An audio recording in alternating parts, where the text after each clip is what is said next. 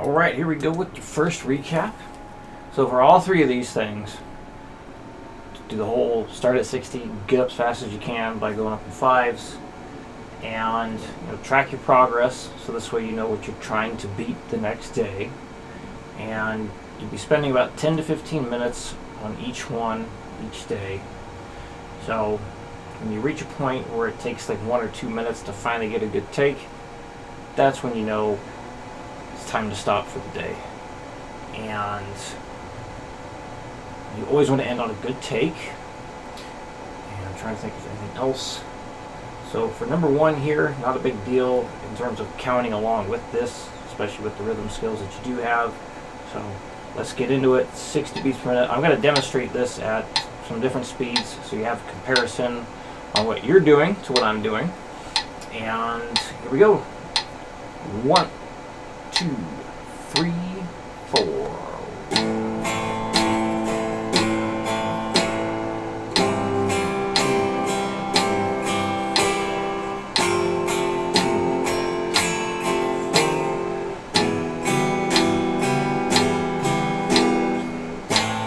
Keep that wrist, keep the arm nice and loose. I like to have like a slight bend to the wrist when I'm doing this. Kind of have this motion happen when I'm strumming. 120. 1, 2, 3, 4.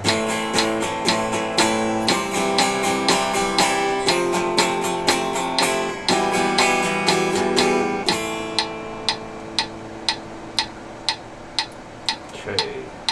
180. 1, 2, 1, 2, 3, 4.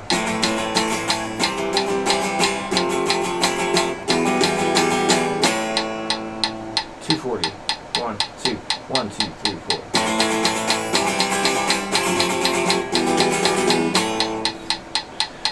And as you get going faster, you may notice that you have to put more arm strength into it, and that's totally fine. Still want to try and stay as loose as you can, but the tension will gradually increase as you get going faster and faster, and that's just part of the process. Alright, number 2. Definitely advise counting along with this, saying what you play out loud, going from 60 to 120 at least. If you want to count out loud as you go faster than 120, that's totally fine, but sometimes it gets to be a bit too tricky at the faster speeds. Alright, 60 beats per minute. 1, 2, 3, 4. 1, 2, and 4. 1, 3, 4. 1, 2.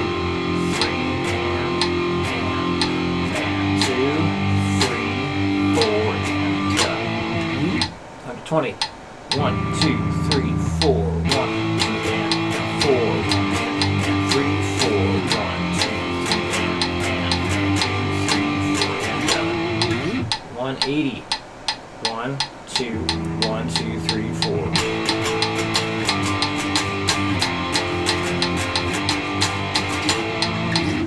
240. 1, 2, 1, 2, 3, 4.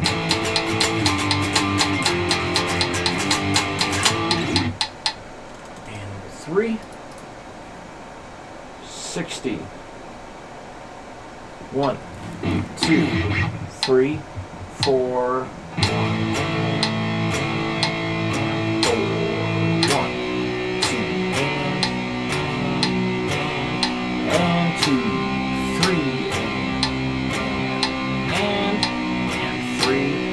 4 and done.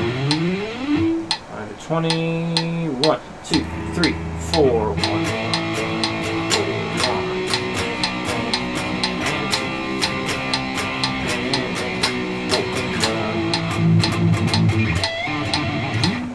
If you feel like it. 180. 1, 2, 1, 2, 3, 4.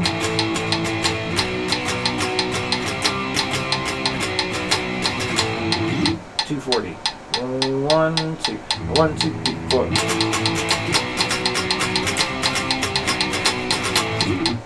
Alright.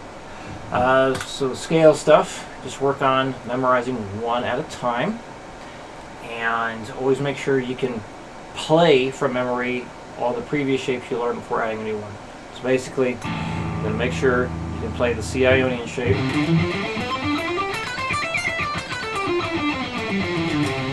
Do that from memory before you start working on the D Dorian shape. And then be able to play both of those back to back before adding the E Phrygian shape.